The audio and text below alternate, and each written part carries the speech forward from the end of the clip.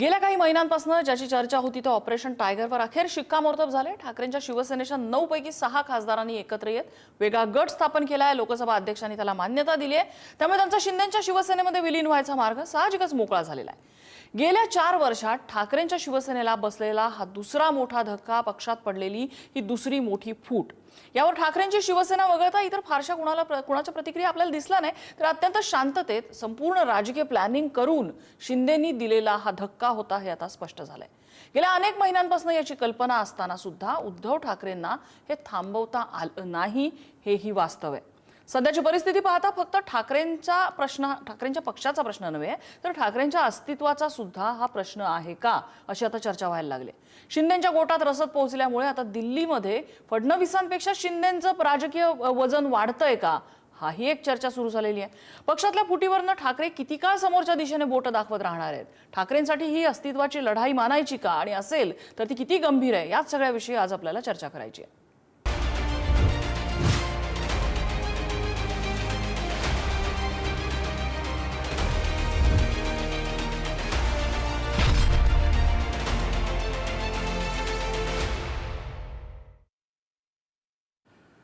आणि याच संदर्भात चर्चेसाठी आपल्यासोबत आहेत शिवसेनेचे सहमुख्य प्रवक्ते डॉक्टर राजू वाघमारे, आपल्यासोबत भाजपचे प्रवक्ते अजित चव्हाण असतील, आपल्यासोबत राजकीय विश्लेषक हेमंत देसाई जोडले गेलेले आहेत। माझ्यासोबत स्टुडिओमध्ये आमचे मुख्य संपादक पुढारी न्यूजचे प्रसन्न जोशी आहेत, आपल्यासोबत पुढारी ग्रुपच्या मल्टीमीडिया संपादक मृणालिनी नानिवडेकर सुद्धा आहेत। सुरुवातीला मी प्रसन्न तुमच्याकडे येईन। प्रसन्न, दुसरा मोठा धक्का ठाकरे गटाला ज्यावेळेला बसतो त्यावेळेला हा फक्त पक्षाच्या अस्तित्वाचा प्रश्न असतो की उद्धव ठाकरेंच्या सुद्धा?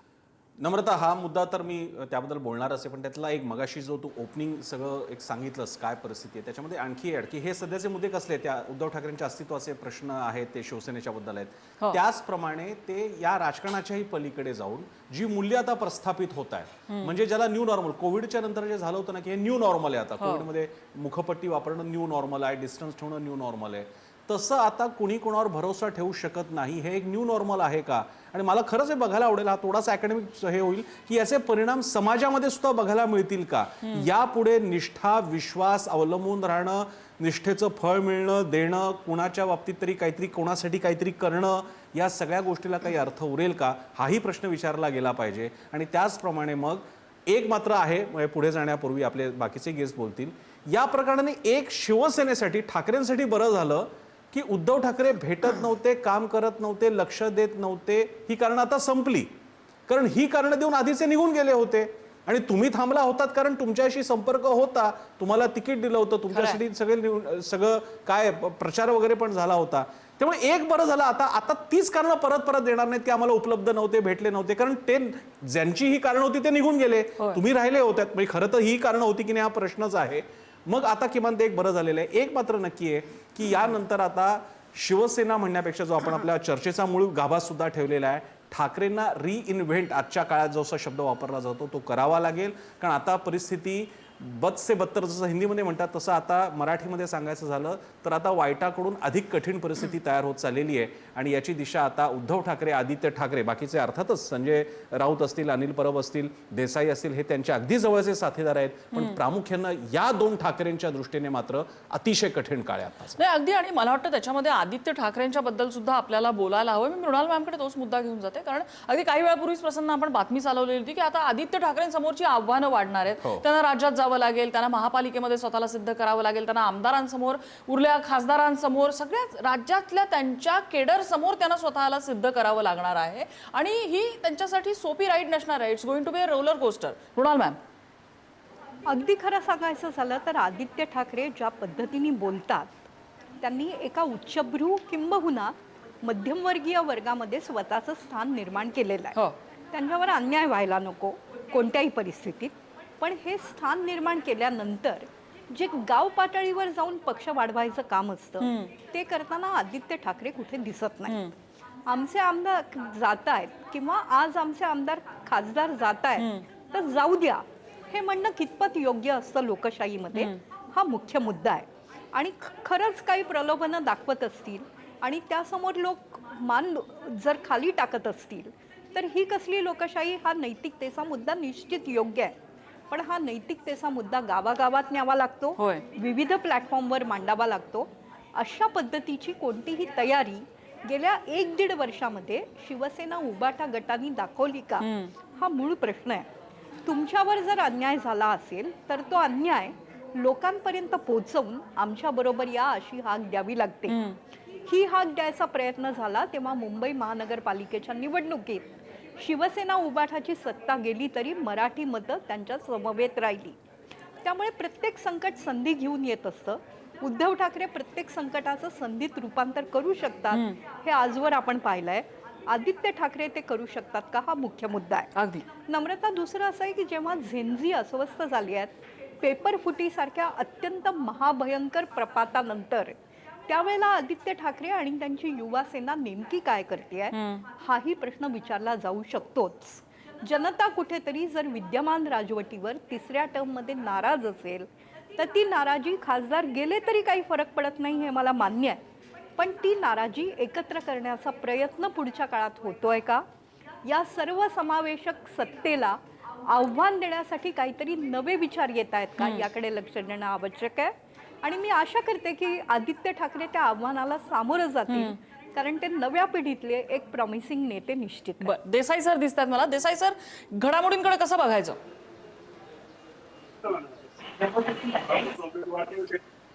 मुख्य मुद्दा म्हणजे आता आपल्याला अशी चर्चा करायला पाहिजे की ज्या प्रकारचं लोकशाहीचं पूर्णपणे लोकशाहीचं एक विकृतीकरण झालेलं आहे आणि ते आज शिवसेनेचं झाले, उद्या कुठल्याही पक्षाचं होईल, ते योग्य आहे का याची पहिली चर्चा केली पाहिजे. उद्धव ठाकरेंचं काय चुकलं, आदित्य ठाकरेंचं काय चुकलं याची चर्चा केलीच पाहिजे. मुख्य मुद्दा आहे की लोकशाहीची पूर्णपणे वाट लागलेली आहे. आयाराम आणि गयाराम संस्कृती ही हरियाणामधनं सुरू झाली, ती 1967 झाली आणि त्यावेळी सर्व मध्यमवर्ग जो आज उद्धव ठाकरेंचं ज्या प्रकारच्या पक्षाची स्थिती झाली त्याबद्दल अतिशय आनंद व्यक्त करतोय. माझ्या मते कुठल्याही पक्षाचा अशा प्रकारचं झालेलं ज्या प्रकारचं काय म्हणतात कमी होणं हे आनंद साजरा करण्यासारखी गोष्ट नाही आहे. उद्या हे कुठल्याही पक्षाचं होईल आणि जे हरियाणामध्ये ज्या प्रकारचं राजकारण होतं, जे उत्तर प्रदेशमध्ये राजकारण होतं, ती स्थिती आपली झालेली आहे. दुसरी गोष्ट एक ऑब्झर्वेशन करायचं आहे की ब्रिटनमध्ये लेबर पार्टी खूप डाऊन झाली होती, म्हणजे ती कॉन्झर्वेटिव्ह पार्टी आणि लेबर पार्टी. त्या लेबर पार्टीने काही वर्षांपूर्वी आपल्याला स्वतःचा पुनर्शोध घेतला आणि पूर्णपणे उदारीकरणाची एक भूमिका घेतली. जे उदारीकरणा पूर्णपणे विरोध होता, ती एक उदारीकरणाची भूमिका घेतली आणि यश मिळवलं. ब्रिटनमध्ये पक्ष खूप कमी झाला होता, त्यामुळे तशा प्रकारची गोष्ट आहे की पुन्हा एकदा तुम्ही रिइन्व्हेंट करून तुम्ही पक्षाला स्थान मिळू शकता. सुदैवाने आज अशी गोष्ट घडली आहे, ज्या ज्या प्रतिक्रिया आज काही चॅनेल्सवर दाखवण्यात आल्या की ज्यांनी पक्षांतर केलेलं आहे, नवीन वेगळा गट स्थापन केला आहे, त्यांच्या विरोधात आम्ही अत्यंत तीव्र अशा प्रकारची निदर्शनं करू, त्यांना पाऊल ठेवू देणार नाही, अशा प्रकारची प्रतिक्रिया आलेली आहे. जर असं घडलं, जर 2019मध्ये ज्यावेळी काँग्रेस राष्ट्रवादीमधनं अनेक जण गेले, त्यापैकी बरेच जण पराभूत झाले, अनेक नेते त्यावेळी, आणि अशा प्रकारची जर गोष्ट घडली तर ती आशादायी गोष्ट असेल.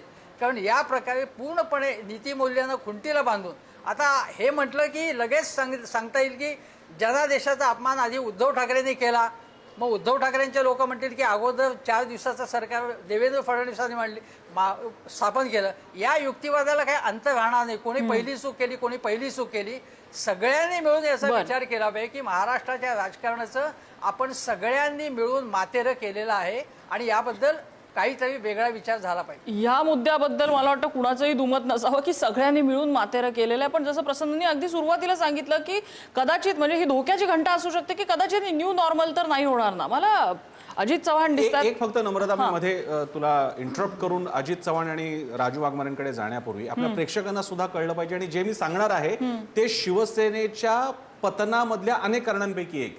उदाहरणार्थ आज आपण हा धुरळा करतोय, आज आपण हा कार्यक्रम ठेवला, 1 तासाची आपण चर्चा ठेवतोय आणि मान्यवरांना आपण सोबत घेतलेलं आहे.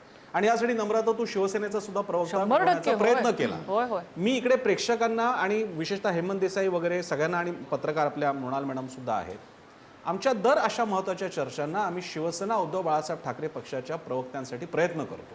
आमचे पहिले प्रयत्न हे अरविंद सावंत मिळावेत, सुषमा अंधारे तुलनेनं येतात, नाही अशातला भाग नाही, पण दरवेळी त्यांनाही शक्य नसतं, मग इतर कोणी प्रवक्ते करावेत. ज्या प्रमाणात ज्या नियोजनबद्ध पद्धतीनं भाजपचे सगळे प्रवक्ते असतात, शिवसेनेचे असे प्रवक्त्यांची नुसती यादी असते, ते कधीही फिरकत नाही. संजय राऊत असतील किंवा आज त्यांचे खासदार असतील, अरविंद सावंत असतील, ते मीडियाकडे बोट दाखवते की मीडिया हे नाही विचारत, ते नाही विचारत. माझा या निमित्तानं प्रश्न आहे प्रेक्षकांना आणि शिवसेनेचे जर का कोणी बघत असतील तर, जेव्हा आम्ही तुम्हाला आग्रहाने बोलवत असतो, तुम्ही या बोला, तुम्हाला आम्ही वेळ देतो, पण ते आम्हाला वेळ देत. संजय राऊतांनी या सगळ्या मीडियाच्या चॅनल्सना 1-to-1 टिकटॅक दिलेले. हे संजय राऊत इतर वेळी कधीही उपलब्ध होत नाहीत, फार क्वचित वेळा. आजही आज तेच सुद्धा सांगण्यात तशी आलं. वेळ आली आहे. म्हणून का नाही तुम्ही आमच्या कार्यक्रमांना येत, का नाही आमच्या रोजच्या रोज चर्चेचे कार्यक्रम मराठी वृत्तवाहिन्यांवर असतात. आम्हाला भाजपचे प्रवक्ते मिळतात, शिंदेच्या शिवसेनेचे समजा मस्के देतात किंवा अन्य कोणी मिळत असतील. तुमच्याकडे प्रवक्त्यांची यादी का नाही? जेनझी वगैरे तुम्ही म्हणता. मी आदित्य ठाकरेंना हे त्यांना व्यक्तिशः सांगितलेले मातोश्रीवर, तुमच्या युवा सेनेचे लोक पाठवा, या निमित्तानं त्यांची फळी तयार होईल, ते माध्यमांवर बोलतील, भूमिका मांडतील. ते पाठवलेले नाहीत. आज हे सगळं झाल्यानंतर कोण कुठले कुठले पत्रकार जणू ते शिवसेनेचे असल्यासारखे त्यांच्या बाजूने बॅटिंग करतायत, पण शिवसेनेला त्याचं सुद्धा भान नाहीये. त्यांनी स्वतःची पिढी घडवलेली नाहीये, त्यांनी युवा सेनेचे युवा घडवलेले नाहीयेत. त्यांना माध्यम, एकमेव मराठी माध्यम आहेत की जे जवळ संजय राऊतांचं रोज सकाळी 10 वाजता बोलणं दाखवतात. आणखी काय करायचंय? आणि हेच संजय राऊत किंवा हेच शिवसेनेचे नेते बोट मात्र दाखवणार मराठी मीडियाकडे की तुम्ही गोदी मीडिया. आजही झालं तसं भांडण. म्हणजे तुमचा रोज 10 वाजताची तुमची प्रेस कॉन्फरन्स आम्ही सगळे दाखवतो, मराठी मीडिया दाखवतो. तुमच्या बाबतीत काही झालं असेल त्याची सर्वाधिक चर्चा मराठी मीडियात असते. अग्रलेखाची बातमी फक्त मराठी मीडिया करतो. देशातलाही कुठला मीडिया कुठल्या पक्षाचा करत असेल असं वाटत नाही. एवढं करून झाल्यानंतर बोट मात्र दाखवणार तुम्ही मराठी मीडियाकडे. आणि आजची चर्चा, नम्रता, आणि तूही आज प्रयत्न केलेले आहेत, आम्हाला शिवसेना उभाठा पक्षाचा एक प्रवक्ता मिळालेला नाहीये. पक्षाकडून सांगितलेलं आहे बोलायचं नाही. मग काही प्रश्न बोलायचं असा आहे, मग असेल तर तुमची- संजय राऊत तुमची- बोलतील. मग हे तुमची एकमेव बाजू option. कोण मांडणार आहे? मग तुमची बाजू कोण मांडणार आहे? हा माझा प्रश्न आहे. हा प्रश्न फक्त मी एवढा हे नमनाला घडा भरतील यासाठी की लोकांना हे कळलं पाहिजे की अशा चर्चांना शिवसेना का नाहीये. तुम्ही एकांगी चर्चा करताय. तुम्ही फक्त राजू वाघमारे आणि अजित सावंतांना बोलवलेलं, अजित चव्हाणांना बोलवलेलं आहे. त्याचं कारण असं दरवेळी आम्ही जेव्हा जेव्हा करतो त्यावेळी शिवसेना ठाकरे गटाकडून प्रवक्ते दिले जात नाहीत आणि मग ते टीका करतात की मीडिया आमचं बोलणं दाखवत नाही. येस, नम्रता. येस, पुन्हा आपण अजित चव्हाण यांच्याकडे जाऊया. अजित चव्हाण, भाजप कसं बघतं या सगळ्या गोष्टींकडे? कारण शिवसेनेने बऱ्याच अंशी बोट तुमच्याकडे दाखवलेलं आहे अप्रत्यक्षपणे. शिवसेना उद्धव ठाकरे पक्षाने म्हणायचं मला. नम्रताजी, मला प्रश्न कळला नाही, एकदा पुन्हा विचारला तर बरं होईल. या सगळ्या घडामोडींकडे भाजप कसं पाहत आहे? ही एक खूप मोठी राजकीय घडामोड आहे आणि शिवसेना उद्धव ठाकरे पक्षाने अप्रत्यक्षपणे तुमच्या पक्षाकडे बोट दाखवलं. या सगळ्या घडामोडींसाठी तुम्ही कारणीभूत आहात असं म्हणतात ते. मला असं वाटतं इथे संपादक प्रसन्न जोशीजींनी जो आरसा दाखवला त्या आरशामध्ये त्यांनी पाहावं भारतीय जनता पक्षाचा या सगळ्याशी अर्थार्थी काहीही संबंध नाही. माझं असं मत आहे की हा प्रश्न त्यांनी स्वतःला विचारला पाहिजे की असं का घडलं. सगळं जग सांगतं की आपल्या मंडळींना वेळ द्या, आपल्या खासदारांना भेटा, आपल्या लोकप्रतिनिधींना भेटा. मी आपल्याला नम्रपणे हे सांगू इच्छितो की माननीय पंतप्रधान नरेंद्र मोदीजींपासून महाराष्ट्राचे मुख्यमंत्री देवेंद्र फडणवीस जी असतील आणि एनडीए मधले आमचे इतर सर्व घटक पक्ष असतील, यांच्याकरता सार्वजनिक जीवनामध्ये जर आपण आहात तर वेळ दिला पाहिजे, बोललं पाहिजे, चर्चा केली पाहिजे. याकरता पक्षाकडनं वारंवार आग्रह धरला जातो की पक्ष शिस्तीत हे सगळं होतंय की नाही हे बघितलं जातं. मला असं वाटतं या सगळ्या विषयामध्ये शिवसेनेच्या या खासदारांना, उभाटाच्या या खासदारांना असं वाटलं असेल की आपण जर शिवसेनेसोबत गेलो, माननीय एकनाथ शिंदे साहेबांच्या नेतृत्वाखाली गेलो तर आपल्याला अधिक चांगलं काम करता येईल. आणि हेमंत सरांनी मगाशी जो आक्षेप उपस्थित केला, हेमंत सर, ही सुद्धा एक लोकशाही आहे ना की न्यायालयानं परवानगी दिलेली आहे आणि घटनात्मक पद्धतीनंच निवडून आलेल्या पक्षापैकी इतक्या मोठ्या प्रमाणावरती जे कायद्यानुसार तेवढी संख्या पुरेशी आहे तेवढे लोक जर त्यांना असं वाटत असेल की आम्ही या इथून निवडून आलो पण आम्ही लोकांच्या करता काम करू शकत नाही आहोत आणि सगळे एकविचारानं जर जिथं आमची कामं होतील अशा ठिकाणी आम्हाला जायचंय, असं नेतृत्व आम्हाला पाहिजे की जे नेतृत्व आमच्या मतदारसंघातली कामं करू शकेल आणि त्यांनी तसा निर्णय घेऊन ते सन्माननीय एकनाथ शिंदे साहेबांच्या बरोबर शिवसेनेमध्ये जर जाणार असतील तर मला असं वाटतं या सगळ्या विषयामध्ये भारतीय जनता पक्षाचा काय संबंध आहे. आम्ही या सगळ्या घडामोडींकडे आपण जितक्या तटस्थपणे पाहतात तितक्याच तटस्थपणे आम्ही देखील अजितजी याच्यात भाजपचा संबंध कसा आहे ते तुम्हाला मी सांगतो. हे जे खासदार आहेत हे शिंदेच्या गटामध्ये पक्षामध्ये विलीन होतील हे जवळपास स्पष्ट झालेलं आहे. बिर्लांनी त्यांच्या गटाला मान्यता दिलेली आहे. आता हा जो गट आहे म्हणजे जो पक्ष आता बनणार आहे म्हणजे शिंदेच्या पक्षात जाणार आहेत त्या शिंदेची शिवसेना एनडीएचा घटक पक्ष आहे.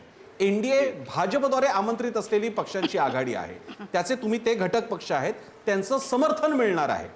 त्यामुळे जर का या आमचा काय संबंध यांच्या खासदारांशी काय संबंध तो संबंध असा आहे तुमचं जे लोकसभेमध्ये जो आकडा वाढणार आहे त्याच्यामध्ये ह्या अशा प्रकारे आतमध्ये आलेल्या खासदारांचा थेट संबंध एनडीएशी भाजपशी असणार आहे आणि म्हणून संबंध आहे. आणि भविष्यातले जे बिल्स काही सपोजिटली जे पास होणार अशी चर्चा आहे त्याच्याशी आहे तो संबंध. ठीक आहे, आपण येऊया त्या मुद्द्याकडे. आपल्यासोबत डॉक्टर राजू वाघमारे दिसत आहेत मला. डॉक्टर राजू वाघमारे, आता खरं तर हिंदी चित्रपटाचा डायलॉग मारून तुम्हाला विचारलं पाहिजे, आज खुश तो बहुत होंगे आप. काय आज खुश तो बहुत होंगे आप. अरे नम्रताजी, खुश होण्याचा काही प्रश्न नाहीये. एक गोष्ट लक्षात घ्या की आमच्याबद्दल जे ऑपरेशन टायगर म्हणून सगळीकडे बोललं जात होतं, आम्ही पहिल्यापासून सांगत होतो. आज सकाळी पण मी अधिकृत भूमिका सांगत होतो. आम्ही काही ऑपरेशन टायगर वगैरे करण्याच्या भानगडीत पडलो नाही. या खासदारांना वाटत होतं की त्यांना उभाटामधून, आणि मी आपल्या दोघांनाही प्रसन्नाला आणि आपल्याला विनंती करेन की आपण शिवसेना बोलण्याच्या ऐवजी उभाटा बोला आणि आम्हाला शिवसेना बोला, म्हणजे लोकांचा गैरसमज होणार नाही. काय आहे की यांना परिस्थिती सगळ्या वक्त्यांनी माझ्या आधी सांगितली की उभाटामध्ये परिस्थिती काय आहे. कसं असतं माहितीये का प्रसन्ना किंवा नम्रता, की नेता ज्यावेळी नेतेगिरी सोडतो आणि राजा होतो त्यावेळी अशा गोष्टी घडतात. नेता जोपर्यंत नेता आहे आणि राजा नाहीये तोपर्यंत अशा गोष्टी घडत नाहीत. आता जर त्यांना वाटत असेल की आदरणीय एकनाथ शिंदे साहेब ज्या पद्धतीने घरी आलेल्या, ऑफिसमध्ये आलेल्या शेवटच्या माणसाला भेटतात आणि मगच घरी जातात किंवा झोपायला जातात, मग सकाळचे 5 वाजले तरी चालतात, सलाईन लावलेली असली तरी चालते, आणि किती थकून आलेले असले बाहेरून दौऱ्यावरून तरी शेवटचा माणूस घरात आलेला पण तो भेटून जात नाही तोपर्यंत आदरणीय शिंदे साहेब झोपायला पण जात नाही. आता ही वस्तुस्थिती आहे. आता ही वस्तुस्थिती मी पण काँग्रेसमध्ये असताना माझ्या राजकीय जीवनात इतर ठिकाणी खूप नेते बघितले. पण अशा पद्धतीचा डेडिकेटेड नेता जर असेल तर कोणत्याही राजकारणातल्या पदाधिकाऱ्यांना किंवा कार्यकर्त्याला वाटेल की त्याच्याबरोबर आपण गेलो तर आपलं काम होऊ शकतं, आपल्या मतदारसंघाची कामं होऊ शकतात. म्हणून मी तुम्हाला सांगतो की ज्या दिवशी मी प्रवेश घेतला त्या दिवशी एकनाथ शिंदे साहेब मुख्यमंत्री होते आणि ते सामान्यांचे मुख्यमंत्री म्हणून जे त्यांना कॉमन मॅन सीएम जे बोललो ते मी बोललेलो आहे सगळ्यात पहिल्यांदा. आणि मग ते सगळीकडे गेलं की कॉमन मॅन सीएम म्हणून. त्याच्यामुळे तो सामान्याचा नेता आहे, तो सामान्यांमध्ये मिसळणार आहे, पदाधिकारी कार्यकर्त्यांची कामं करणार आहे, आवर्जून त्यांची चौकशी करणार आहे. त्याच्यामुळे मग असा नेता जर असेल तर त्या पक्षाचं भवितव्य नक्कीच उज्ज्वल आहे. आता लोकांनी काही मला ह्या सगळ्या गोष्टी आहेतच, पण डॉक्टर राजू वाघमारे मला एक कळलं नाही, आम्ही ऑपरेशन टायगर केलं नाही असं तुम्ही एकीकडे म्हणताय, दुसरीकडे तुमच्या पक्षाच्या आमदारांच्या गेले 2 दिवसांपासूनच्या प्रसन्न मला वाटतं प्रतिक्रिया आहेत की वेळ आली की तुम्हाला योग्य वेळी कळेल किंवा मुहूर्त ठरलेला आहे, शिंदे साहेब सांगतील तो मुहूर्त आणि त्या दिवशी हे सगळं होऊन जाणार, अशा थेट प्रतिक्रिया तो केंद्रीय मंत्र्यांपासूनच्या तुमच्या प्रतिक्रिया आहेत. नाही नम्रताजी, मी पक्षाचा अधिकृत मुख्य सहप्रवक्ता आहे. मी पक्षाची अधिकृत भूमिका मांडतोय. आमचे आमदार किंवा बाकीचे लोक काय बोलतात त्याच्यापेक्षा अधिकृत भूमिका अशी आहे की ऑपरेशन टायगरचे प्रयत्न ना आम्ही केले ना आम्ही करण्याच्या भानगडीत पडलो. कारण शिंदे साहेबांनी पण स्पष्ट सांगितलेलं की आमच्याकडे बहुमत आहे. आता कोणत्याही निवडणुका नाही आहेत, आम्हाला कसलीच गरज नाहीये. ज्यांना आमच्या पक्षात यायचं आहे ते आमच्या पक्षामध्ये येऊ शकतात. ही भूमिका आमची पहिल्यापासून होती आणि आजही आहे. त्याच्यामुळे ऑपरेशन टायगर किंवा आम्ही कोणाला पक्ष फोडून पण राजू वाघमारेजी, ही अतिशय योग्य भूमिका आहे तुमची, ही अतिशय योग्य संयत अधिकृत भूमिका आहे. पण मग हे खासदार असे एका रात्रीत अचानक अनअवेलेबल होतात, दिल्लीत जातात, अचानक गट स्थापन करतात वगैरे. मग नीट जाहीरपणे मुंबईमध्ये पक्ष कार्यालयात किंवा नंदनवन वरती प्रवेश झाला, मग ते काय दिल्लीला गेले, त्यांच्याबरोबर शिंदेच्या शिवसेनेचे कोणी वरिष्ठ नेते होते, असं नीट अधिकृत चित्र बघायला मिळालं असतं ना. बरं, हे अजित पवारांचा पहिला उपमुख्यमंत्री पदाचा शपथविधी झाल्यावर दुसऱ्या वेळी ते अधिकृतरित्या दिवसा ढवळ्या गेले होते राजभवनावर. बरं, हे नुसते खासदार गेले तसं नाही, चार्टर्ड प्लेन वगैरे अरेंज केलेले आहे त्यांच्यासाठी. एकच मिनिट मला बोलू द्या, एकच मिनिट. बघा आता ते जे खासदार आहेत उभाटाचे, या खासदारांनी आपसामध्ये काय ठरवलं, त्यांनी काय विचार केला, कशा पद्धतीने करायचं, हा त्यांचा निर्णय आहे ना. आमचं प्रवेशद्वार आहे, आमच्या दारावरचे जे आमचे सर्वोच्च नेते आहेत त्यांनी जर स्वीकारलं तर ते येणार.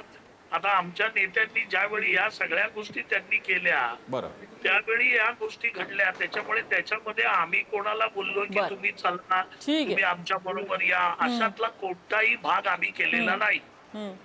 ठीक आहे. पण मला प्रसन्न राजू वाघमारेचं एक वाक्य म्हणाले की एकनाथ शिंदेना आता कशाची कुठल्या ताकदीची अशी गरज नाहीये, पण असं कधी होत नाही राजकारणामध्ये. जितकी ताकद मिळेल तितकी. आणि आता ताकदीचं हे गणित जर आपण आकड्यांमध्ये तोलून बघितलं तर आकड्यानुसार महाराष्ट्र भाजपपेक्षा शिंदेच्या शिवसेनेची ताकद ही केंद्रामध्ये जास्त आहे. ह्याचे परिणाम भविष्यामध्ये काही दिसू शकतील, कसं जोखायचं हे आपण त्या मृणाल मॅडमकडे हाच विषय घेऊन जाऊयात. मृणालजी, जसं नम्रताने आता उल्लेख केला की शेवटी आकडे महत्वाचे आहेत आणि त्याच्यामध्ये महाराष्ट्रात आता या बाबतीत शिंदेचा वजन या बाबतीत वाढलेलं आहे, परिणामी ते एनडीए मध्ये वाढलेलं आहे. मी चुकत नसेल तर ती जी nationally citizen party of India त्याच्यानंतर थेट शिंदेचीच पार्टी होणार आहे, जास्त खासदार असणारी. याचे डायनामिक्स तुम्ही महाराष्ट्रातलं सत्ताकारण महायुती अंतर्गत आणि एनडीएतलं त्यांचं स्थान, याकडे तुम्ही कसं पाहता मृणालजी? एकतर आपण लक्षात घेतलं पाहिजे की एकनाथ शिंदे हे एक मोठे नेते होते. हे त्यांनी जे सत्तांतर घडवून आणलं त्यानंतरच्या विधिमंडळातल्या त्यांच्या पहिल्या भाषणानंतरच महाराष्ट्राला कळलं. त्यांची जी काय शक्ती आहे ती नैतिक आहे की अनैतिक आहे यात मी आत्ता जात नाही, तो अतिशय महत्त्वाचा विषय आहे, त्याविषयी चर्चा व्हायलाच पाहिजे. पण एकनाथ शिंदे यांना एवढे आमदार मानतात आणि एवढे खासदार मानतात हे त्यावेळेला पहिल्यांदा महाराष्ट्रासमोर आलं होतं. आजही एकनाथ शिंदे यांनी जे घडवून आणलं, जे खासदारांच्या दृष्टीने नैतिक नाही, एकनाथ शिंदे यांचे सहमुख्य प्रवक्ते आम्ही यात कुठेही नव्हतो असं म्हणतील, पण अशी कोणतीही गोष्ट कोणाच्याही आशीर्वादाशिवाय होत नाही. शिंदे आणि अर्थातच भारतीय जनता पक्ष या सर्वाच्या मागे असतील हे उघड आहे. आणि लोकशाहीत असं काही होतं आहे, नैतिकता राहिलेली नाही आहे, हे आजचं वास्तव आहे. त्यातला मुख्य मुद्दा आता महाराष्ट्राच्या राजकारणावर याचा नेमका काय परिणाम होईल हा आहे. प्रसन्नजी, आपण एक लक्षात घेतलं पाहिजे, भारतीय जनता पक्ष हा अत्यंत ठोकताळे घेऊन चालणारा पक्ष आहे. त्यामुळे एकनाथ शिंदे 6 खासदारांचं बळ घेऊन आले, त्यामुळे ते लगेचच महाराष्ट्रातले महत्त्वाचे नेते होतील आणि त्यांना मुख्यमंत्रीपद दिलं जाईल असं मला अजिबात वाटत नाही. पण एकनाथ शिंदे जे काय घडवू शकतात त्या घडवण्याच्या त्यांच्या शक्तीची, ते ज्या शक्तीला महासत्ता म्हणतात, ते निश्चितपणे योग्य ती दखल घेतील. आणि एकनाथ शिंदे यांना मानाचं स्थान दिल्लीच्या राजकारणात जास्त प्रकर्षाने मिळेल. ते का मिळेल याबद्दलही मी थोडंसं बोलते. भारतीय जनता पक्षासाठी आज 2 विधेयकं पारित होणं अत्यंत महत्त्वाचं आहे. पहिलं डिलिमिटेशन म्हणजे परिसीमन विधेयक आणि दुसरं महिलांना आरक्षण देणारं विधेयक. ही दोन्ही विधेयकं पश्चिम बंगालच्या निवडणुकीच्या आधी भारतीय जनता पक्षाने आणायचा प्रयत्न केला. मला असं वाटतं तेव्हाही त्यांना माहीत होतं की ही बिल्स पास होणार नाहीत, पण आम्ही महिलांसाठी काहीतरी करतोय आणि ममता बॅनर्जींसारख्या महिला नेत्याच त्याला विरोध करतायत, हे वास्तव त्यांना जनतेसमोर आणायचं होतं. ते वास्तव जनतेसमोर आणल्यानंतर पुन्हा जेव्हा बळ मिळेल तेव्हा ही विधेयकं पुढे करण्याचा प्रयत्न भारतीय जनता पक्ष करेल हे निश्चित आहे. त्यावेळेला भारतीय जनता पक्षाला ही विधेयकं पारित होण्यासाठी 54 मतं कमी पडली होती. आज ती 54 मतं कशी मिळू शकतात, तर TMCकडे 20 जे खासदार होते ते आता NDAमध्ये सामील होत आहेत. असं साधारणतः चर्चा आहे की द्रमुक देखील या विधेयकांबाबत भारतीय जनता पक्षाला पाठिंबा देऊ शकते आहे, कारण तामिळनाडूचं इथे कुठेही नुकसान होत नाही आहे. शिवाय काँग्रेसने अचानक जो विजय यांना पाठिंबा दिला त्यामुळे द्रमुक दुखावलेली आहे. त्या संख्येमध्ये 6 एकनाथ शिंदेच्या ऑपरेशन्समुळे किंवा एकनाथ शिंदे यांच्या नेतृत्वावर विश्वास ठेवून जे खासदार येतील ती एक खूप मोठी पुंजी असेल. आणि मला पुढे जाऊन एक विधान करायचं आहे, महिला आरक्षणाच्या विधेयकावर कदाचित शरद पवार यांची राष्ट्रवादी काँग्रेस देखील याबाबत भारतीय जनता पक्षाला मदत करेल. त्यामुळे महाराष्ट्राचं राजकारण हा एक वेगळा विषय आहे. आज डिलिमिटेशनच्या बाबत भारतीय जनता पक्ष या सगळ्या घडामोडी प्रत्यक्षात योग्य रूपात येत असतील ते एका ॲडव्हान्टेजियस पोझिशनवर आहे. आता डिलिमिटेशनचं महत्त्व काय, तर पुढच्या 20 वर्षांसाठी मतदारसंघांची रचना या डिलिमिटेशन बिलमुळे अस्तित्वात येईल. मतदारसंघांची नुसतीच फेररचना करायची असेल तर त्यावेळेला एक साधारण बहुमत चालतं. पण आता इथे संख्या वाढवायची आहे खासदारांची, ती प्रत्येक राज्यात डबल होणार आहे, म्हणजे कोणावरच अन्याय होणार नाही. अशा वेळेला जे 2/3 बहुमत गरजेचं असतं ते भारतीय जनता पक्षाला आता कुठेतरी नजरेच्या टप्प्यात दिसतंय. एकनाथ शिंदे हुशार नेते आहेत, यासाठी त्यांना जी काय कारसेवा करायची होती त्यांनी ती उत्तमरित्या करून स्वतःचं स्थान पक्क करून घेतलंय. देवेंद्र फडणवीस या घडामोडींबद्दल अजून काहीही बोललेलं नाही. ते त्यांचे कार्यक्रम करतायत. पुण्याला जाऊन आले. औद्योगिकरणाचं त्यांनी जे काय मंत्र आणलेलं आहे एक्झॅक्टली. आता त्यामुळे आपल्याला भाजप सुद्धा कसं बघताय ते बघावं लागेल. मी अजित कडे यासाठी मी जातो आणि त्यानंतर हेमंत देसाईंकडे जातो, किंवा हेमंत देसाईंकडे जाऊन मी अजित तुमच्याकडे सविस्तर प्रश्न घेऊन येईन. हेमंत देसाईजी, हे जे आताची परिस्थिती ज्याचं वर्णन मृणालिनी मॅडमनी केलं, त्या जोडीला मला त्याला आणखी एक डिरेक्शनबद्दल तुमच्याकडनं जाणून घ्यायला आवडेल किंवा तुमचं मत जाणून घ्यायला आवडेल की यानंतर कोणी कोणाला मत केलं. म्हणजे आता इथे आपण हा वाद म्हणून सोडून द्यात, शिवसेना ठाकरे गटाचं काय झालं, शिंदेमध्ये गेले वगैरे, पण जो एक सामान्य मतदार आहे की जो उभा राहून वाट बघून विशिष्ट वेळ काढून वगैरे मतदान करतो, आपण सुद्धा त्याला आवाहन करतो की मतदान करा वगैरे, त्या मताचं लिगल व्हॅल्यू काय? जसं मगाशी राजू वाघमारे काय म्हणाले, ते 2/3 खासदार पूर्णतः नियमाने सुप्रीम कोर्टाच्या डिरेक्शननुसार आणि ज्या काय प्रावधान आहे त्यानुसार एक गठ्ठा तिकडे गेले, त्यांच्यावर कारवाई होत नाही. मग काय चुकलं? काहीच नाही चुकलं. Raju Waghmare is bang on, अगदी बरोबर बोललेत ते. मग माझा प्रश्न असा आहे की ज्या लोकांनी हे मतदान केलं होतं की तुम्ही आता मशाल चिन्हावरती आहात, तुम्ही उद्धव ठाकरेंबरोबर आहात, तुम्ही महाविकास आघाडीचा भाग आहात, आम्ही तुम्हाला मतदान करतोय, जे आपल्याला स्पेसिफिकली डिव्हाइड दिसून आला, मग मुंबईत महापालिकेत असो नाही तर अन्य ठिकाणी असो, त्या लोकांचं काय करायचं? आणि ज्यांचं रिप्रेझेंटेशन या चर्चेमध्ये पण नाहीये, ते फक्त आपण प्रश्नाद्वारे करू शकतो, त्यांनी नेमकं काय करायचं आता?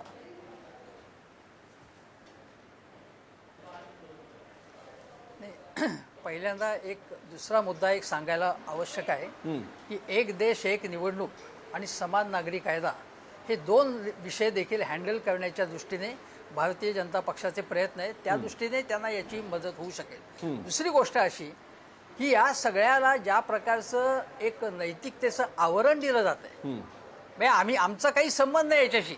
चोरी कोणी दुसऱ्यानेच केलेली आहे. स्मूथ ऑपरेटर जो असतो तो लांब बसलेला असतो. म्हणजे चंद्रशेखर बावनकुळे जेव्हा म्हणतात की आमचा काय संबंध आहे याच्याशी, आणि देवेंद्र फडणवीस आपापलं काम करतायत, उद्योगीकरणाचं काम करतायत. आता तुम्ही मगाशी ज्याचा उल्लेख केला तर तुम्हाला आठवत असेल, अमित शहांची भेट घेतली होती एकनाथ शिंदेनी, हा एक पुरावा आहे. आणि त्यासंबंधी अनेक गोष्टींची चर्चा झाली. त्यावेळी त्यांचे नेते म्हणाले होते की ऑपरेशन टायगर संबंधी सुद्धा चर्चा झाली असू शकेल.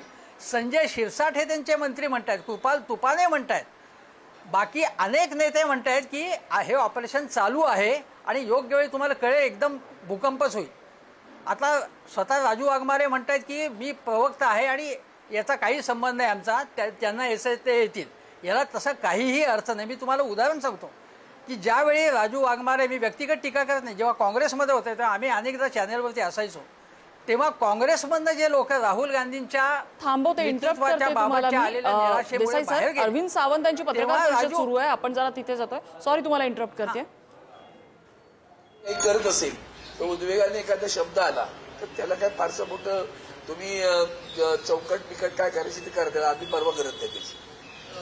काही माणसांची लायकी असते त्याच्याप्रमाणे शब्द येतात, तेव्हा त्यांचे शब्द जे आले ते त्या लायकीच्या माणसांसाठी आलेले, ते बाकी याच्याने नाही आले.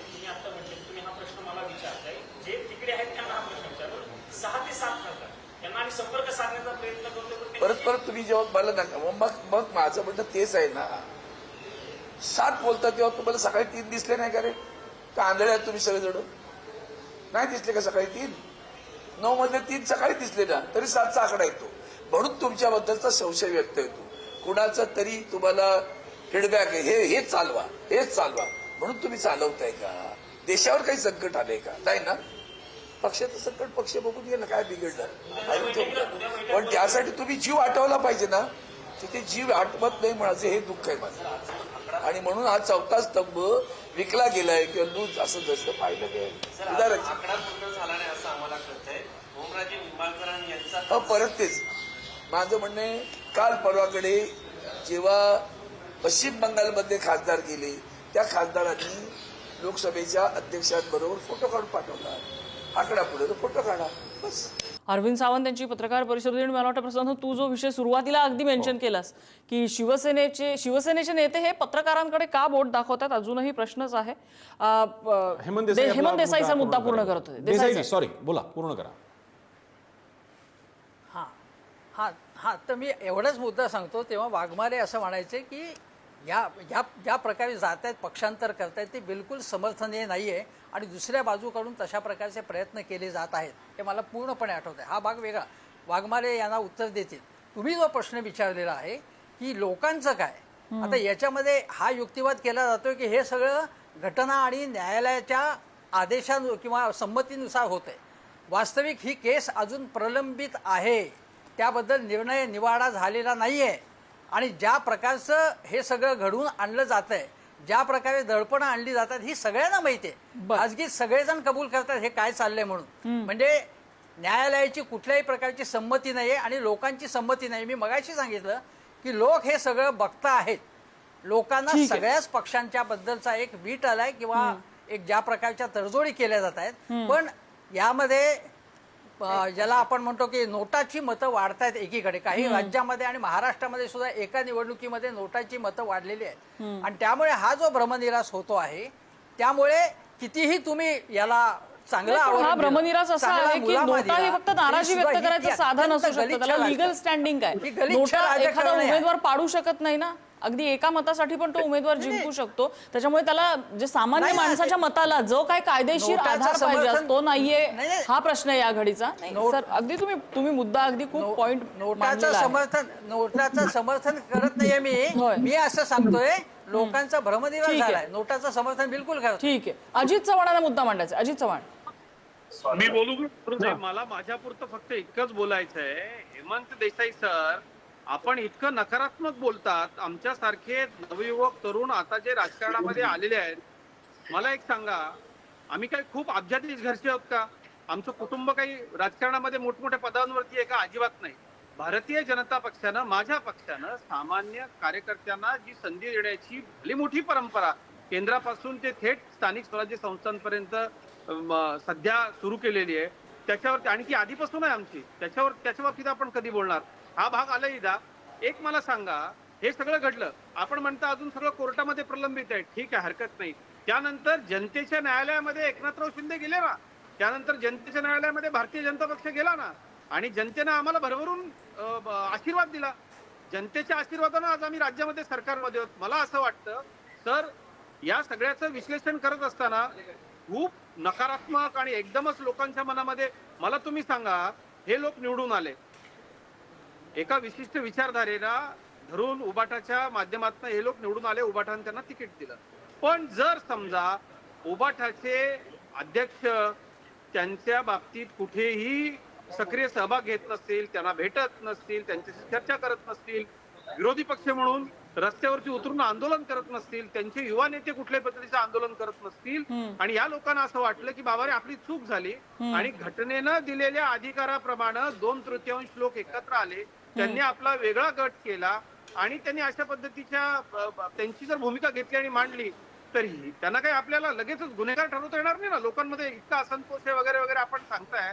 आम्ही लोकांच्या न्यायालयात जाऊन निवडून आलो. नाही, कसं आहे माहितीये का, अजित चव्हाणजी, दोन बाजू आहे त्याच्या. एक टेक्निकली जे आता या खासदारांनी सगळं केलेलं आहे, टेक्निकली नियमांमध्ये जे आखून दिलेले नियम आहेत त्यामध्ये ते बसतंय. पण मॉरल ग्राउंड्स वरती त्याच्यावरती जर प्रश्न उपस्थित केले तर वाईट वाटायला नको. प्रत्येकाचं आपापलं मत त्या बाबतीत असू शकतो. डॉक्टर राजू वाघमारे काही मुद्दा म्हणतात. की आम्ही उत्तर द्यायला येतो. हा बोला.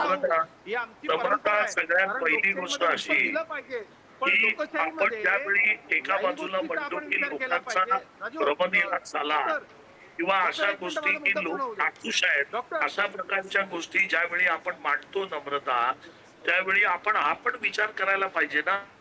आता हे जे खासदार आहेत, आणि हे खासदार यांना परत इलेक्शन लढवायचंय, हे परत राजकारणामध्ये आहेत, यांना परत पुढे जायचंय राजकारणातून. आणि हे करत असताना ज्यावेळी ते बघत असतील की आमच्या मतदारसंघामध्ये आम्ही काम करू शकत नाही, आमच्या मतदारसंघामध्ये आम्हाला पाहिजे तशी मोकळीक मिळत नाहीये, आम्हाला ज्या पद्धतीने काम करायची इच्छा आहे ती मिळत नाहीये, आम्हाला आमच्या पक्षाचा सपोर्ट नाहीये, त्यामुळे मग त्या जनतेला आम्ही काय उत्तर द्यावं, ही भूमिका पण त्या खासदारांची असू शकते ना. जर मला खासदारांना, मी खासदार आहे, मला निवडून दिलं तर माझ्या मतदारसंघामध्ये काम करणारा नेता मला पाहिजे, की जो नेता, जो पक्ष मला सपोर्ट करेल आणि ज्याच्या जीवावर मी निवडून आलो त्या जनतेची कामं मी करू शकेल, अशा प्रकारच्या नेत्याची, अशा प्रकारच्या पक्षाची मला गरज आहे, हे पण खासदारांना वाटणं स्वाभाविक आहे. आणि आपण जर एकाच बाजूचा विचार केला तर दुसऱ्या बाजूचा पण विचार करायला पाहिजे ना.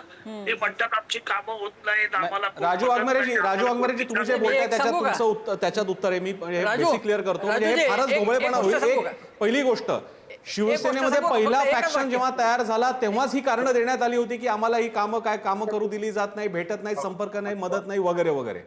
त्यामुळे जनतेला माहित होतं की मग आता उद्धव ठाकरेंचा पक्ष कसा आहे, जर का हा दावा मान्य करायचा झाला तर तरीही जनतेनं मशाल चिन्हावरच्या उमेदवारांना निवडून दिलेला आहे. त्यामुळे उद्धव ठाकरेंचं नेतृत्व कसं आहे जनतेसमोर आधीच क्लिअर आहे. तुम्ही जो थेअरी मांडताय ती. दुसरा भाग ऐका राजू वाघमारे, अजून ऐका.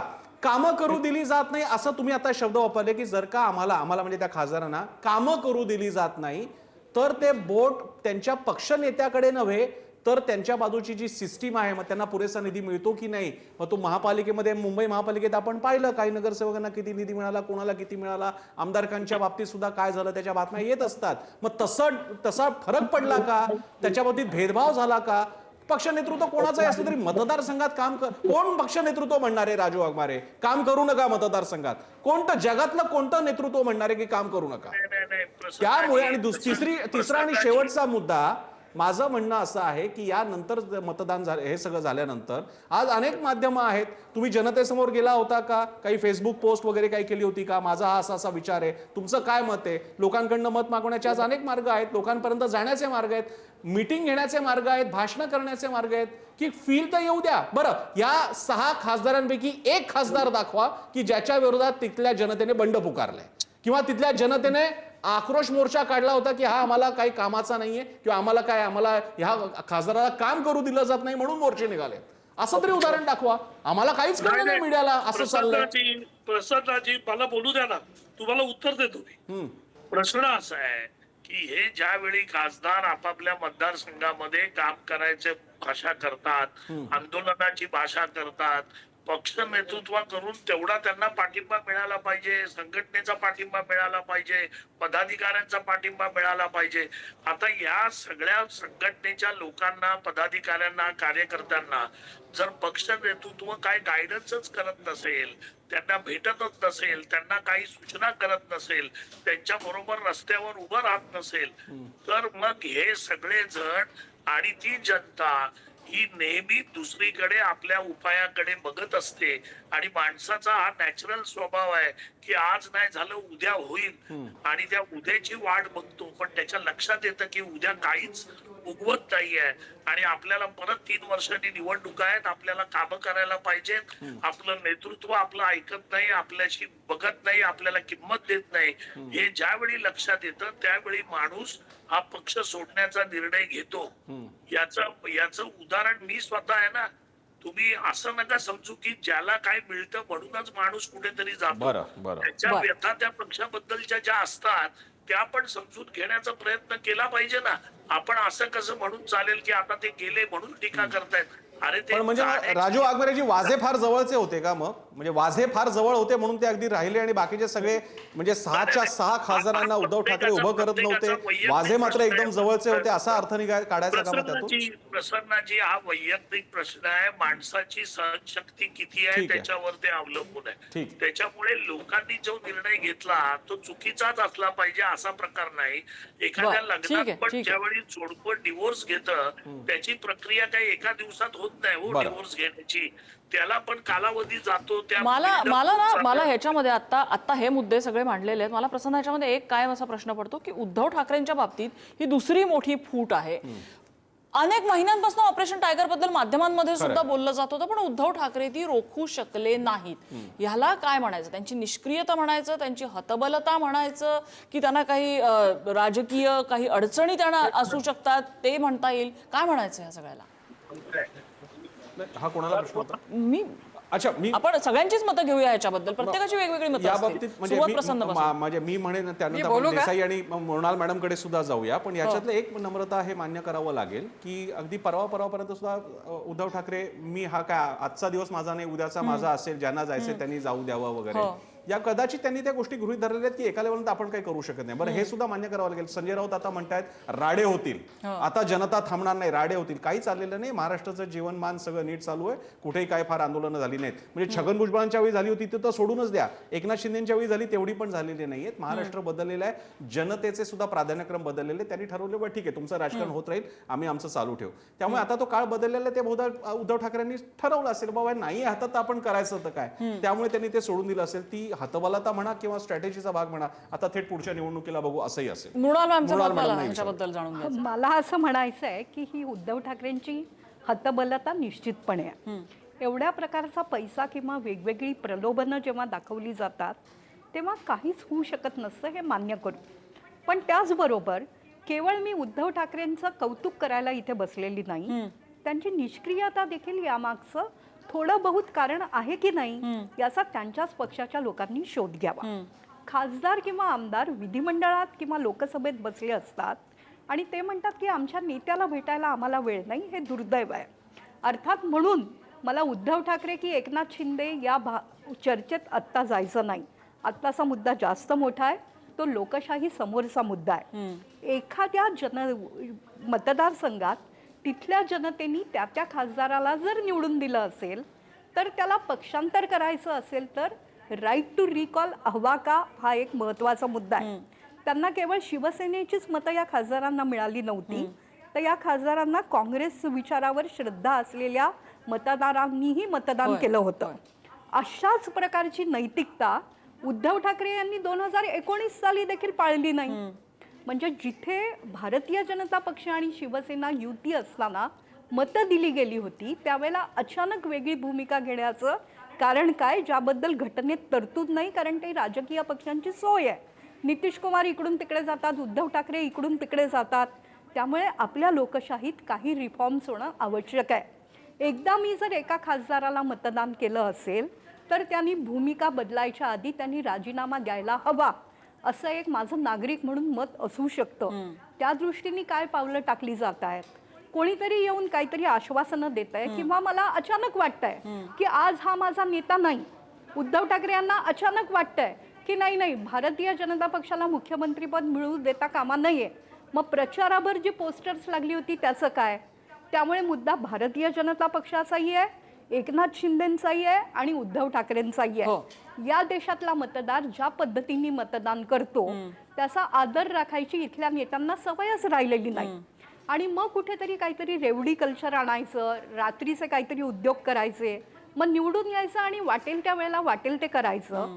हे महासत्ता होणाऱ्या देशात चालू शकणार आहे का, यावर विचार करायला पाहिजे.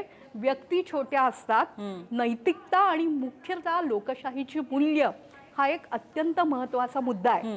राजू वाघमारे अत्यंत उमदे नेते आहेत, त्यांनी कोणत्या परिस्थितीत पक्षांतर केलं वगैरे आपल्याला सहानुभूती आहे त्यांच्याबद्दल.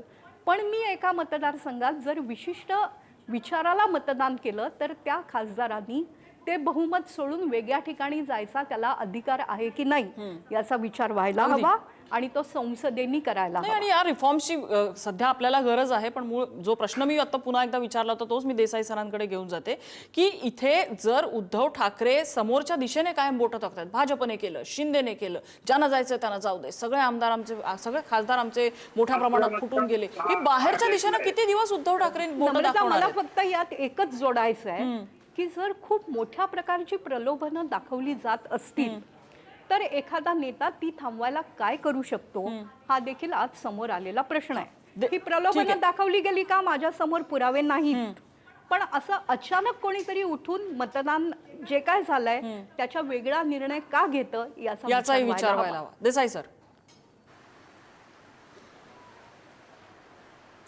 मी तुम्हाला सांगतो की 2022 मध्ये पहिल्यांदा जे एकनाथ शिंदेनी उठाव केला असं ते म्हणतात ते 2022 ते 2026 4 वर्ष झाली.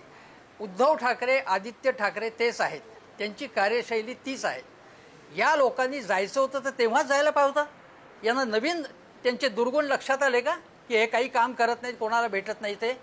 हे पूर्णपणे हे नाटकीपणा आहे, बनावटपणा आहे. आणि मुख्य मुद्दा असा आहे की आज अंबादास दानवे ट्रॅक्टर मोर्चा करतायत, अनेक बाकीचे नेते नितीन देशमुख तिकडे आंदोलनं करत असतात. त्या लोकांना उद्धव ठाकरेंची परवानगी लागत नाही त्यांना. हे जे कोणी ज्यांनी पक्षांतर केलेलं आहे त्यांच्या अर्ज दाखल करण्यासाठी त्यांच्यासाठी सभा उद्धव ठाकरेंनी घेतल्या, आदित्य ठाकरेंनी घेतल्या, त्यांचं समर्थन करत नाही. पण हे काहीच करत नाहीत आणि म्हणून सोडून गेलेत. हे जे गेलेले आहेत ते त्यागी लोक आहेत, ते लोकसेवेसाठी अहर्निश प्रयत्न करतायत असं आपण मानायचं. आणि या उद्धव ठाकरे आणि आदित्य ठाकरेंना दोष द्यायचा. मूळ गुन्हा कोणी केलेला आहे? समोरच्यांनी गुन्हा केलेला आहे. आणि तो गुन्हा दडवण्यासाठी ज्यांच्या विरोधात हे सगळं षडयंत्र रचले त्यांना पहिल्यांदा आरोपीच्या पिंजऱ्यात ठेवायचं हे अत्यंत भयंकर आहे. आणि हे उद्या देसाई सर, त्यांच्यावरती आरोप करतो आहोतच, आरोप तिथे करतो आहोतच, पण झाड सोडून ज्यावेळेला इतर ठिकाणी ज्यावेळेला जायची वेळ येते सतत बाहेरच्या बाजूने जी बोटं दाखवली जातात त्याचं काय? नम्रता, अशाच नम्रता, ऐका ना बाळासाहेब मला सांगा घेतल्या गेल्या होत्या आणि यापूर्वीच्या काळामध्ये शिवसेनेला मतदान ऐका, यापूर्वी मी सांगतो ना तुम्हाला, यापूर्वीच्या काळामध्ये म्हणजे 2022च्या अगोदर अशा गोष्टी झाल्या होत्या का? 2014च्या अगोदर अशा गोष्टी झाल्या होत्या का? पक्षांतर झालेली होती, पण होलसेल पक्षांतर झालेली नाहीयेत, हे लक्षात घ्या. अनेक पक्ष, शेका पक्ष, जनता दल हे पक्ष चांगल्या पद्धतीने चालवले जात नव्हते, पण त्यांचे पक्ष ज्या पद्धतीने फोडून होलसेलमध्ये त्यांना आपल्याकडे आणायचं आणि यासाठी उघड पैशाचा वापर करायचा ज्याचा आपण पुरावा देऊ शकत नाहीये आणि याचं समर्थन करायचं सुसंस्कृत भाषेमध्ये, हे अत्यंत भयंकर आहे. लोकशाहीची विटंबना आहे आणि हा अत्यंत महाराष्ट्राचं राजकारण हेमंत देसाईजी इकडे मात्र मी मगाशी मृणाल मॅडमनी सांगितलेला मुद्दा मात्र, हेमंत देसाईजी, महाराष्ट्रामध्ये याचा जो सगळ्यात मोठा पॅटर्नच बदलला, अख्खा DNAच बदलला, त्याची सुरुवात मात्र मगाशी मृणालिनी नानिवडेकरांनी सांगितल्याप्रमाणे ती जी कथित मातोश्रीवरची बैठक, मुख्यमंत्रीपद देणं घेणं वगैरे वाद झाला 2019ला आणि त्याच्यानंतर सत्ता निवडणूक लढवली गेली होती युती म्हणून आणि त्यानंतर प्रत्यक्षात तयार झाली महाविकास आघाडी. तो बिगिनिंग पॉईंट मात्र या सगळ्यामध्ये एक दरवेळी ना, म्हणजे या अख्ख्या महावस्त्रामध्ये जी विणीची सुई आहे, जी दोरा घेऊन बिगिनिंग पॉईंट सांगतो, ते तुम्हाला नाकारता येणार नाही. एक वाक्य मला सांगा देसाईजी, हे आपला म्हणजे मी मगाशी जसं राजू वाघमारेंना हे विचारत होतो की तुम्हाला मशाल म्हणून निवडून दिलं होतं, तसंच हा लोकप्रिय युक्तिवाद, बोला, हा लोकप्रिय बोला हेमंत देसाईजी बोला. मी तुम्हाला सांगू का, हे बघा 2014 साली अर्ज दाखल करण्याच्या आदल्या दिवशी युती तोडणं आणि शिवसेनेला पटकन अर्ज आपले उमेदवार निवडता येऊ नये यासाठी प्रयत्न करणं, हे काय, ही कुठली नीती होती? हे लक्षात घ्या तुम्ही. 2014 साली केलेलं. देसाईजी, आपण मगाशी जो लॉजिक वापरतो त्याला काउंटर करताना हे माहित असताना शिवसेना गेली ना परत भाजपबरोबर, हे माहित असताना गेली ना भाजपबरोबर शिवसेना, केली ना महायुती, मग हो गेली ना. आणि मतदानापूर्वी आणि मतदानानंतर 2014 मध्ये पुन्हा नेते, 2014 मध्ये पुन्हा नेते भारतीय जनता पक्ष. देसाई सर, एक मिनिट. देसाईजी उद्धव ठाकरे 2014 साली वेगळे लढले, भाजपच्या निर्णयामुळे असेल, त्यावेळेला त्यांची शक्ती वाढली होती आणि जे काय अँटी एस्टॅब्लिशमेंट तेव्हाच्या सरकारच्या विरोधातलं मत होतं ते मोदींचं एवढं चांगलं वातावरण असतानाही शिवसेनेलाही वेगळं लढूनही मोठ्या जागा मिळाल्या होत्या. त्या जागा कमी का होत आहेत? आपले खासदार, आपले आमदार आपण बरोबर ठेवण्यात अपयशी का ठरतो याचाही विचार व्हायला हवा ना. अगदी आपली वेळ संपत आलेली आहे. आपल्याला राजू वाघमारे आणि अजित चव्हाणांकडे पण अजितकडे जाऊया. जायचंय. अवश्य व्हायला पाहिजे. सुरुवातीला अजित अवश्य व्हायला चव्हाणांकडे पाहिजे. अजित चव्हाण अजित, मगाचपासून बोटवर करतात. अजित चव्हाण, नाही, या सगळ्यामध्ये मला इतकंच सांगायचं आहे, आजचा विषय वेगळा आहे. आज राजकीय विश्लेषकांनी अगदी आमच्यासारख्या राजकीय प्रवक्त्यांसारखं एकमेकाच्या आत येऊन मुद्दे मांडले. त्यामुळे मी आज शांतपणे बसून या सगळ्या चर्चेचा आस्वाद घेत होतो आणि समजून घेत होतो सगळं. मला थोडंसं हेमंत सरांना एक सांगायचंय. हेमंत सर, राजकारणाचं विश्लेषण करत असताना कशी काँग्रेस आधीची उभी राहिली हो? शेका पक्ष होता ना महाराष्ट्रामध्ये. कुठनं आले काँग्रेसमध्ये लोक? आकाशातनं पडले होते का? शेका पक्षाचेच लोक काँग्रेसनं घेतले ना. उभी फूट यापूर्वी या महाराष्ट्राच्या एकसंघ पक्षांमध्ये पडलेली नाही का? 100% पडली होती. पुलोचा प्रयोग काय होता? राष्ट्रवादी काँग्रेस कशी अस्तित्वात आली होती? शेका पक्षाचं अस्तित्व या महाराष्ट्रामध्ये काय होतं? सगळीकडे लालबावटा होता. आणि ज्या पद्धतीने यशवंतराव चव्हाणांनी एक एक माणूस वेळ पडली तर अख्खा जिल्हाच्या जिल्हा काँग्रेसमध्ये आणला. मला असं वाटतं विश्लेषण करत असताना हेमंत सर, आज आपण खूप उद्धव ठाकरेंच्या प्रेमामध्ये आहात. राजकारण भाबडेपणावर चालत नाही, कर्मठपणानं करावं लागतं. सातत्यानं आम्ही जनतेच्या न्यायालयामध्ये जाऊन निवडून आलो. पुन्हा पुन्हा मी हे सांगतोय आपल्याला. आणि शेका मला पक्ष असं वाटतं, आणि या ते बेरजेचं सगळ्यामध्ये राजकारण ना सांगू का सुद्धा तुम्हाला? यामागची आयडिओलॉजिकल भूमिका लक्षात घ्या. तुम्हाला कल्पना आहे का ना माहिती आहे? आयडिओलॉजिकल भूमिका लक्षात घ्या. अहो, त्यांना त्यांचा पक्ष सांभाळता आला नाही. खरं तर हा त्यांच्यातला अंतर्गत पक्ष अहो, आहे. शेका पक्षाची शेका पक्षाला अजित- काँग्रेसमध्ये घेणं, अजित चव्हाण, शंकरराव मोरे आणि केशवराज अजित जैताना चव्हाण घेणं याची वेगळी अजित भूमिका होती. चव्हाणजी, त्याचा आणि आपण याच्याशी तरुण- तुलना होऊ शकत अजित नाही. चव्हाणजी, आपण अहो, तरुण बेरजेचं प्रवक्ते राजकारण, आहात. यशवंतरावांचं राजकारण आणि याच्यात तुलनाच होऊ शकत नाही. काय सांगताय? पाठीमध्ये खंजीर खुपसला तेव्हा संजय राऊत या सगळ्या अनैतिक युतीचे शिल्पकार होते. आणि एक लक्षात घेतलं पाहिजे, एक शकुनी स्वतः युद्धात उतरत नाही, पण त्याच्या डावपेचानं अख्खं खानदान, अख्खा पक्ष कसा संपतो त्याचं अतिशय विदारक उदाहरण संजय राऊत आहे. संजय राऊतनी जी अनैसर्गिक युती, जी आघाडी या महाराष्ट्रामध्ये आणली, भारतीय जनता पक्षाच्या पाठीत खंजीर खुपसला, त्याचं हे पाप यांना भोगावं लागेल. आपली वेळ संपत आलेली आहे. मला राजू वाघमारेंची कॉमेंट घ्यायची याच्यावर. डॉक्टर राजू वाघमारे, त्यांचा नैतिक पराभव नम्रताजी, आपण इकडे बसून कोणी कसं पक्षांतर केलं आणि ते का वाईट आहे याबद्दल ज्यावेळी बोलतो त्यावेळी असं काही घडलेलं नाही, हे पहिल्यांदा घडलंय. पक्षांतर हा राजकारणाचा एक अविभाज्य भाग आहे. विचारसरणी बदलणं, दुसऱ्या विचारसरणीच्या आडोशाला जाणं हा राजकारणातला एक भाग आहे. त्याच्यामुळे या गोष्टी राजकारणामध्ये होत राहतात. प्रश्न असा आहे की ही तारेवरची कसरत असताना प्रत्येक पक्षाने आपले विचार, आपले तत्वज्ञान, आपले कार्यकर्ते, आपले नेते आपल्याला कसे सांभाळून ठेवता येतील आणि ही कसरत कशी करता येईल, हे जो पक्ष व्यवस्थित करू शकतो तोच या राजकारणात टिकतो. शेवटी सर्वायवल द फिटेस्ट हा जो नियम जंगलात लागू होतो, तो जीवनात लागू होतो, तोच नियम राजकारणात लागू होतो. मग आपण हातावर हात ठेवून बसणार असाल, आपण सहानुभूतीच्या गोष्टी करणार असाल, तर या ज्या गोष्टी आहेत याचा काही अर्थ नाही. जंगलातले नियम जर राजू वाघमारेजी राजकारणाला लावायचे झाले तर याला जंगलराज म्हणावं लागेल आणि आपण सगळे त्यातले प्राणी म्हणावे लागतील. नाही, पण आपण स्वतःला मनुष्य का नम्रता म्हणावायचं? बरोबर आहेत. राजू वाघमारेंची मी बाजू घेतो. जिथे ऑपरेशन टायगर या नावाने माणसं करत असणाऱ्या कृत्याला वाघाची जोड दिली जात असेल तर तिकडे जंगलराज असणारे याच्यात चुकते काय? त्यामुळे राजू वाघमारे म्हणते ते बरोबर आहे. पण प्रसन्न, जाता जाता मला सुरुवातीला तुम्ही जो मुद्दा मांडलेला आहे त्याच्यावरती कुठेतरी आता प्रश्न उपस्थित होणं गरजेचं आहे. ते म्हणजे या सामान्य मतदाराने दिलेल्या मताची किंमत काय, त्याला लीगल स्टँडिंग काय असणार आहे, तसे रिफॉर्म्स आपल्याकडे व्हायला हवेत का? कुठेतरी याचा संसदेतही विचार व्हायला हवा. नाहीतर कुठल्या तरी सुजाण नागरिकांना मला वाटतं तर नाहीतर कोर्टात धाव घ्यायची वेळ आलेली असेल, तशी वेळ येऊ देऊ नये अशीच एक अपेक्षा आहे. बाकी राजकारणामध्ये हे वेगवेगळे दिवस आपल्याला दिसत राहतीलच. कोर्टात धाव घेण्याच्या पूर्वी त्यांना अर्बन नक्षल आंदोलन जीवी जर का ब्रँड केलं तर पुढे काय, तोही परत प्रश्न आहे. पण ठीक आहे, तो लोकांवरती सोपूया. अगदी. आणि या चर्चेसाठी आपल्याला सगळ्या मान्यवरांनी वेळ दिलेला आहे. सगळ्यांचे आभार. आजचा धुरा इथेच थांबतोय.